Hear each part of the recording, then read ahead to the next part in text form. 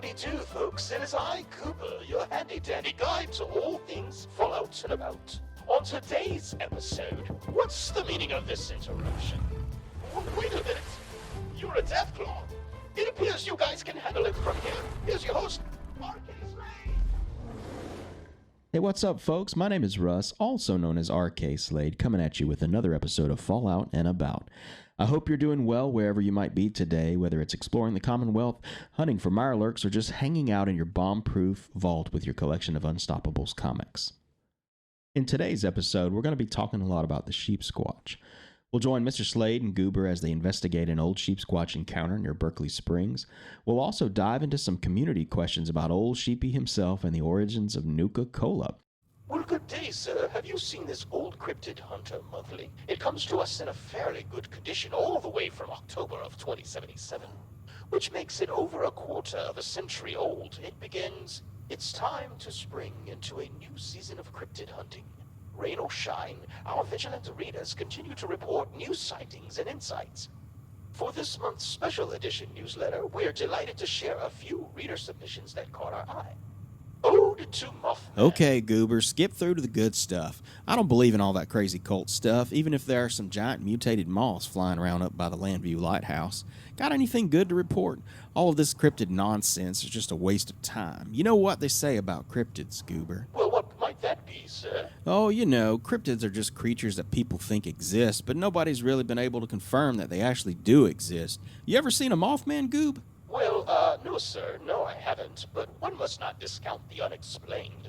Perusing. Ah, here we go, sir. Something that might be of interest to you. What you got, Goob? Scanning down through the CH Monthly, one finds an entry titled A Sheepish Confession from one Michael, who resides in Jefferson County. He says, I was invited, pretty girl, camping trip, yada, yada, yada. Ah, here we go, sir. Sheepsquatch sighted near Berkeley Springs. Goes on to say that he likes Cindy, but that she is no Sheepsquatch. Sheepsquatch? More like Sheepsquatch. Not this again. Goober, what did I tell you about this cryptid nonsense? But, sir, I have a pretty good feeling about this one. Yeah, I bet you do. Kind of like that same feeling you had when we had to go get that Deathclaw egg from Deathclaw Island. As you well know, sir, there have been traces of what could be evidence linked to the existence of said Sheepsquatch. Reports are coming in from terrified travelers who have heard terrible roaring and howling in the night, mysterious quills and fur left behind at the scenes of some sort of large creature attacks. I'm listening. And then there's the eyewitness accounts of those who purport to have seen the mysterious Sheepsquatch. And you've got access to those? One moment, sir. I just happen to have a very extensive collection of holotapes from around the region. One could say that I'm an avid collector of data and useful information. Now, where did I put that eyewitness account? It's around here somewhere. Let's see. Nuka-Cola flavor secret recipes. No, that's not it. Archives of Grognak the Barbarian comics. No. Wait a tick. Here it is. Cryptid sightings, eyewitness reports. Are you kidding me right now? You actually have a holotape. Like I said, sir. Avid collector of data and useful information. More like useless information. I beg your pardon, sir. Oh, I'm just yanking your chain, Goob. Let's listen to that tape. On it, sir. Cryptid sightings, eyewitness reports, anonymous witness code name, wandering storyteller. When asked about seeing a Sheepsquatch and surviving, quote, many thought it to be a thief using a disguise to hide his identity. Hell, at the time that's what I thought. So when I saw the upright figure of a goat bathed in moonlight, I figured the thief was coming my way. End quote. Quote, or perhaps radiation is to blame, causing an ordinary farm animal to warp and distort into a living nightmare. End quote. Quote, still, I do wonder what poor, forsaken soul found themselves so lonely, driven by madness they made company with Well, sir, I'm sure you get the picture. Maybe we should move on to something else. Yeah, that's probably a pretty good idea. So let me get this straight. We got a very shaky lead with some old Cryptid Hunters newsletter, and then there's some holotape with a wandering storyteller quotes on it saying that he's seen the Squatch before. Not to mention a very colorful commentary about the origins of said Sheepsquatch. Yes, Goob, not to mention. Noted, sir. When was that newsletter printed again? October 2077, sir. Well, here we are in 2103. You say there's fur and quills and evidence of attacks? Affirmative, sir. Well, shoot, Goober. Looks like we're going sheepy hunting. Probably nothing but a big old deathclaw or jaguar or something. But I guess it won't hurt to do some investigating. At least it'll be good exercise, right? Jolly good, sir. I'll fetch my sleuthing attachments. Sometime later, we find our heroes at a campsite outside the town of Berkeley Springs. Yep, well, Goob, here we are. This is definitely a campsite, and amazing that it's still in almost pristine condition after over, what is it, about 25, 26 years? I'm gonna go check those tents out. I'll start scanning the campsite for anything unusual, sir. Scanning.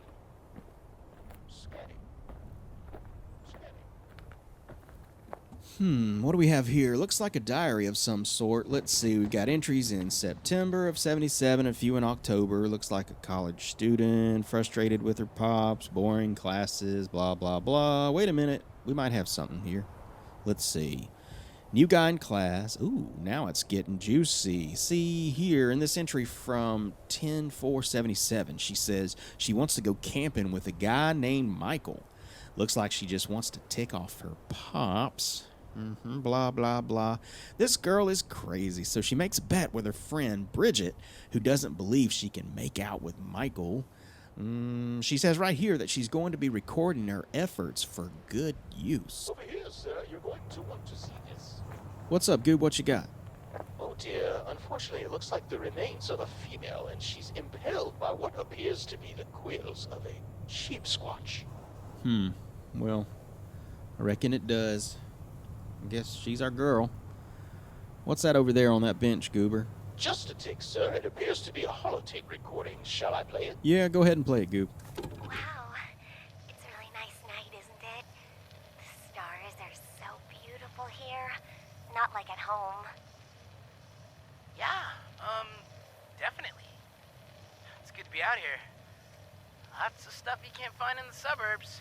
Like, big trees? Did you hear something?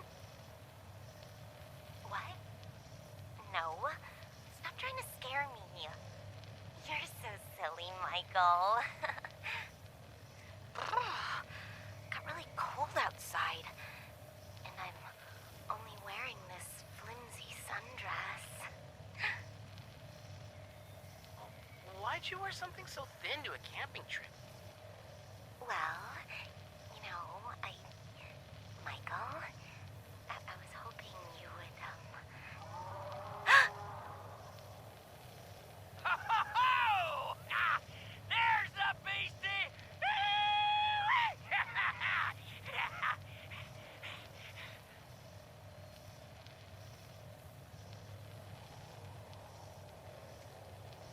No way! That must have been the Sheepsquatch! What? Michael, wait up! Are you crazy? You don't know who lives in that psycho shack? Michael, wait! Oh, wow. So what we've got is a dead girl, a recording of her and the guy, and apparently an actual Sheepsquatch howling in the distance. Sir, you'll want to see this as well. I believe I found Michael, the boy, in the recording. Yeah, and look at that poor kid, stuck like a cactus with more sheepy quills. And here right next to him is a copy of that same CH monthly newsletter, October edition. He must have been real proud of that. And very eager to track down a Sheepsquatch. Unfortunately for him, it was the last thing he ever saw. Yeah, that's too bad. But that still leaves one other voice on the holotape. I'm no expert in voice recognition, sir, but I do believe that gentleman in the distance was not with the camping party. Yeah, I agree with you there. Let's look around and see what else we can dig up. There's a shack up the hill there. I guess that could give us something. On it, sir.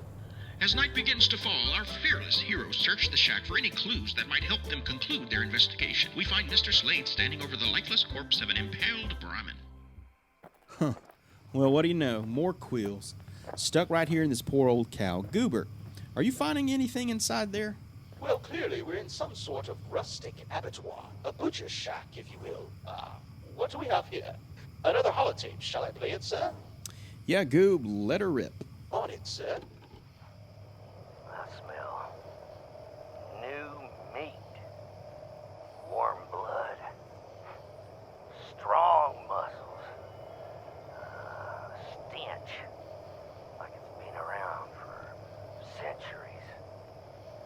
my lands, feeding on my prey?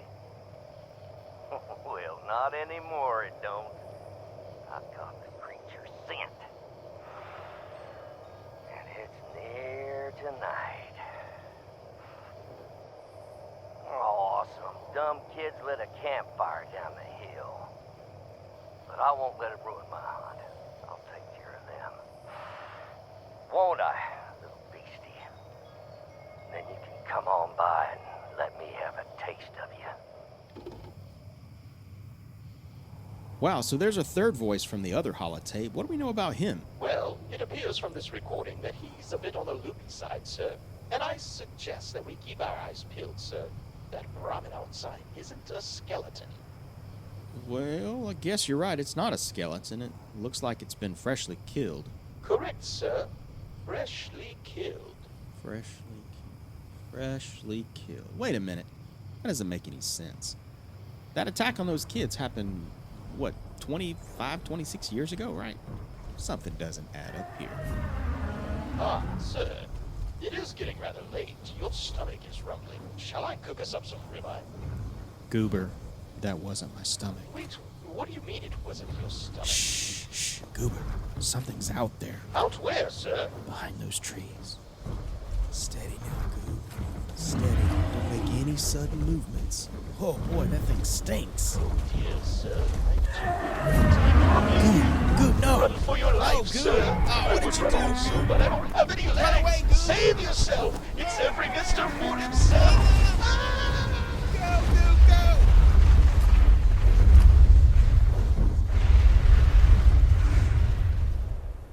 Who knows what will become of our fearless heroes as they run for their lives from the ferocious Sheepsquatch? Will they survive?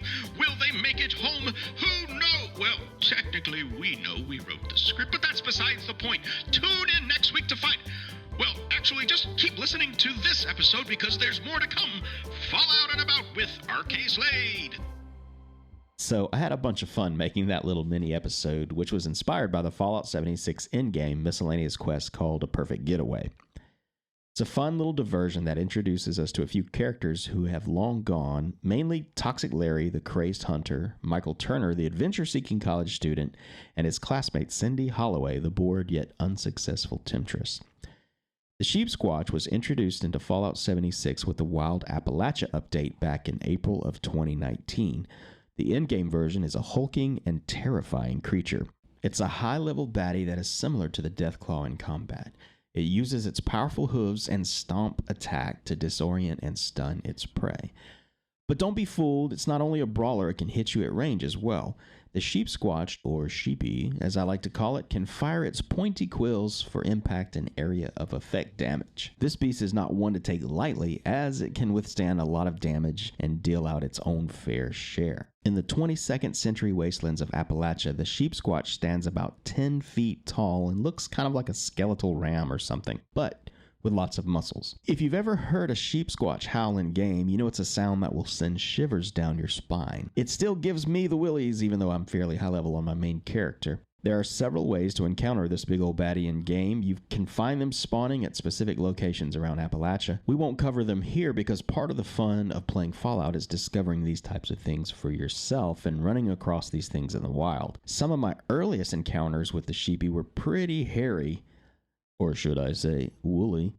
Definitely needed my crew to come help take them down, but the fight was fun and the drops were pretty good, so they are worth the fight if you find one. I'd love to hear about your experiences with the Sheepsquatch. So what's the Fallout Sheepy based on? Where does it come from? Like many of the creatures in the greater Fallout universe, the Sheepsquatch has some sort of basis in our own universe. If you remember, many of the creatures of Fallout are the product of either extreme forced evolutionary virus experimentation or by some sort of environmental mutation from radiation in a post-nuclear landscape. But a few of the scariest creatures in Fallout 76 are actually based on cryptids from our universe. So what is a cryptid? Well, the simple answer is this. It's just any creature that has been reported to exist but actually has not been proven to exist. Famous examples of cryptids around the world are Bigfoot and the Loch Ness Monster, Old Nessie.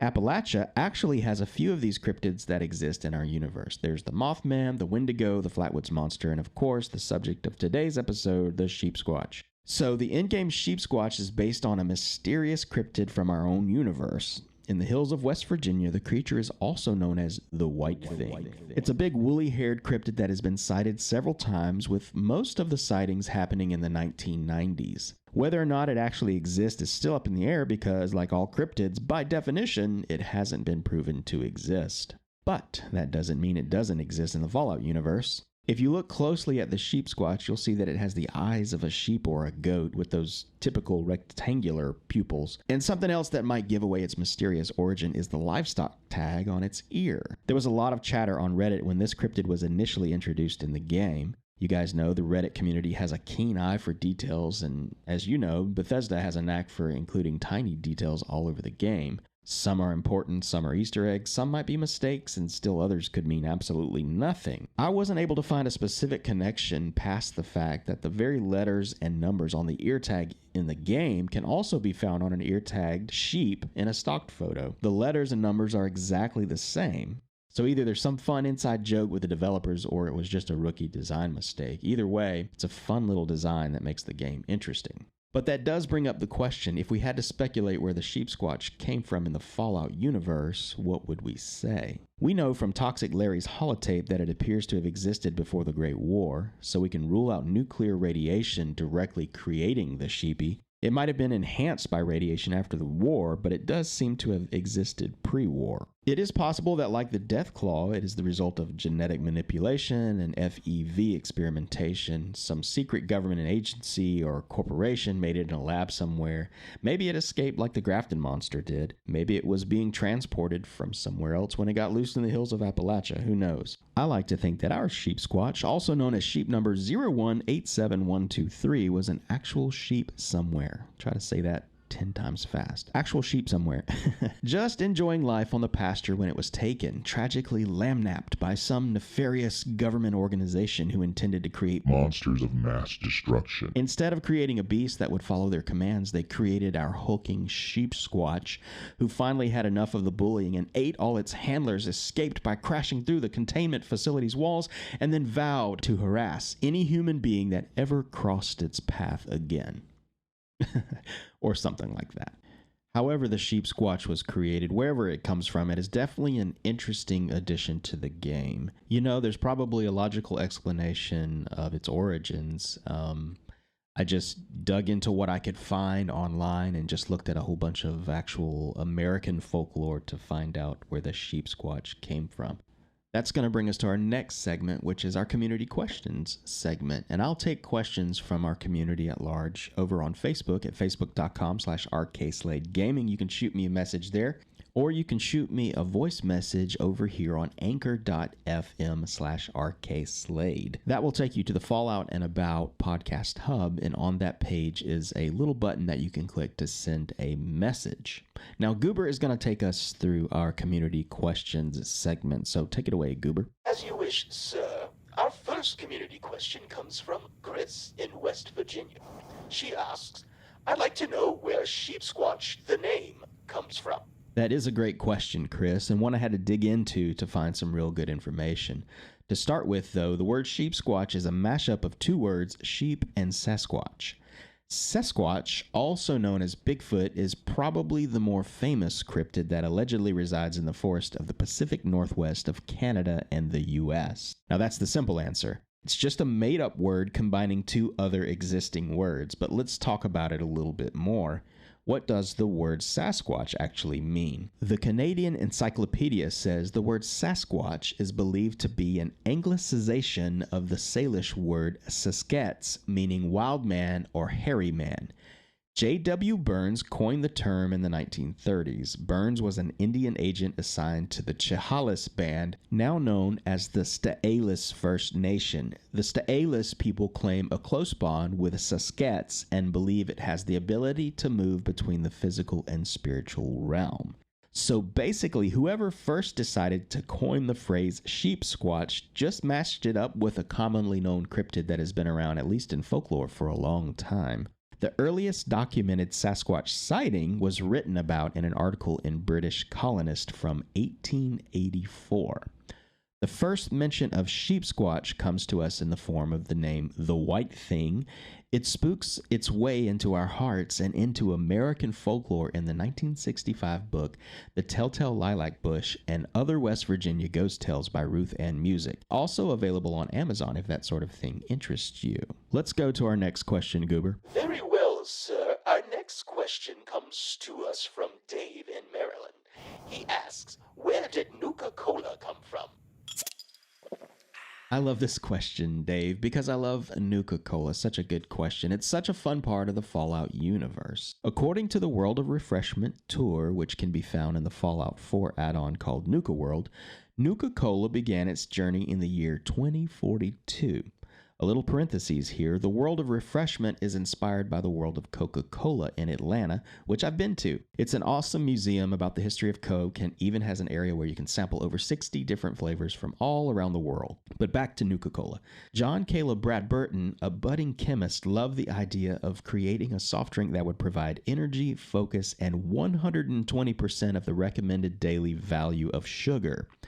It took him 2 years to perfect the formula, and in 2044, Nuka-Cola was born. What I love about the Fallout universe is that there are many hat tips to our own universe. Even with the name of Nuka-Cola's founder, John Caleb Bradburton, there's a mashup of the names of the inventors of Coca-Cola, John Pemberton, and Pepsi, Caleb Bradham. Or Bradham, I guess it depends on where you're from. After it was introduced, Nuka-Cola quickly overtook and began to dominate the soft drink market. They successfully introduced fruit-flavored beverages such as Nuka Cherry, Nuka Grape, and Nuka Orange only a few short years after the corporation was founded. A loading screen in Fallout 4, which takes place in 2287, says, Nuka-Cola, the most popular American soda before the war, manufactured so many bottles that the drink can still be found and enjoyed now, more than 200 years later. We know that's true because as we wander the wastelands in all of the Fallout games, we come across different varieties of unopened Nuka-Cola all over the place. Like Coca-Cola in our universe, Nuka-Cola is a staple of American culture in the Fallout universe.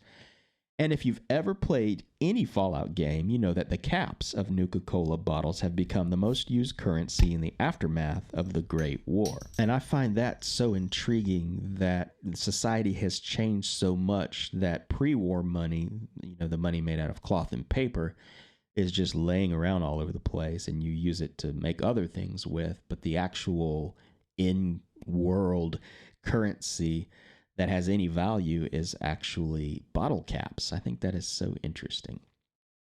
Great questions from the community today. I appreciate that so much. If you'd like to leave me a voice message with a community question, head on over to anchor.fm/RKslade, where you'll find on that hub page a little button that says message. And if you're logged in, you should be able to leave me a voice message.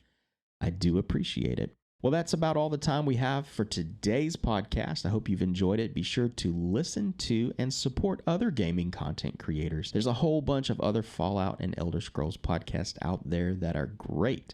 If you'd like to connect with me online, hop over to facebook.com/RKslade Gaming. I run a channel there where I play Skyrim, Red Dead Redemption 2, Assassin's Creed, Fallout, and many other open world RPGs. You can also find the podcast hub at falloutandabout.com. That's falloutandabout.com, all one word. My name is Russ, also known as RKslade. Thank you for joining me for today's Fallout and About. I hope to see you next time. Oh, excuse me. The little red light is on. That means it's not recording. It is recording. You didn't tell me. What? I am flabbergasted.